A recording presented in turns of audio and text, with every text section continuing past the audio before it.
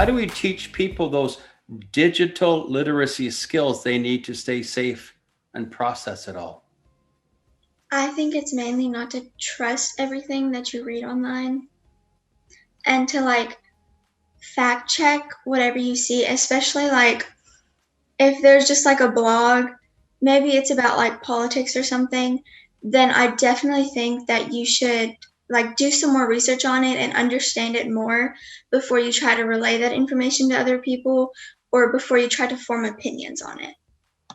I agree. And that reminds me of like a skill that we're taught in school, like since the very beginning. And that's the golden rule. And that's to like be kind to others. Like if you think about that, like really think about it, when we go and look at things online, we can use that same level of courtesy and critical thinking and say, well, maybe we can like give others the benefit of the doubt when seeing certain things. Because I know right now, not only has there been a pandemic, but there's also been an election. There's also been a lot of social events going on. You know what I mean? So with all of that, we have to look at things and maybe try to see them for what they are.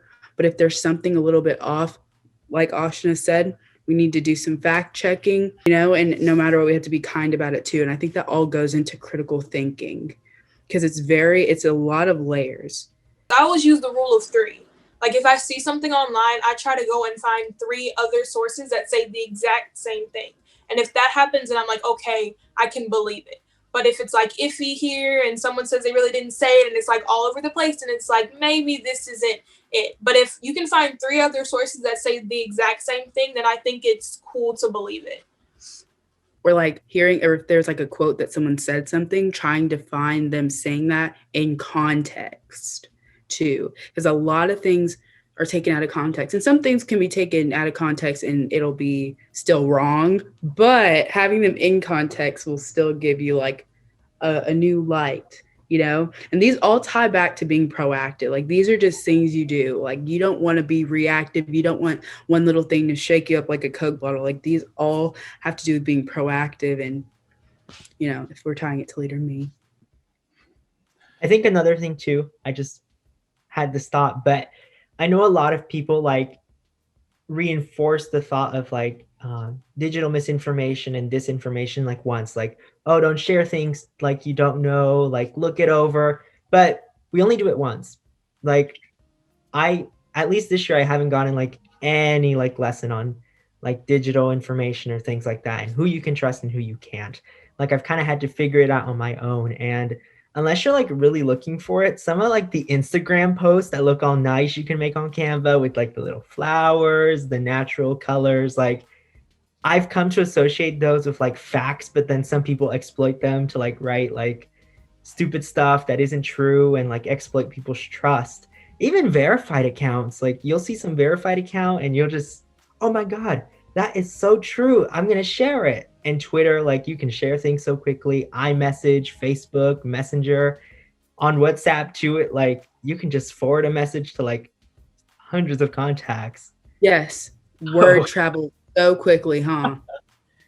I think really one of the things we have to do is really reinforce those skills, because without reinforcement of like that digital safety and the digital misinformation era, you won't get people to understand it. If you only cover it once, they'll be like, oh, whatever, like I'm okay, like I know what I'm doing. But it really comes down to the end of the day, keep talking about it and keep pushing for it. Maybe even on like a daily manner, like Right.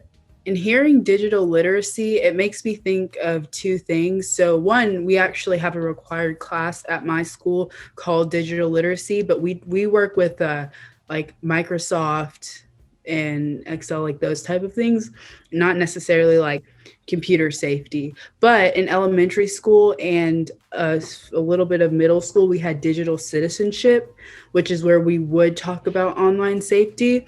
However, when talking about it, it was more of a, if you do this, this is the charge, you will get in trouble. Like we had a lot of like teaching that if you do this, you're going to get in trouble, not as much as how to avoid this situation, because some situations are unavoidable. as much as you want them to be. Some are unavoidable, but we don't really know how to go from there because we weren't really taught that.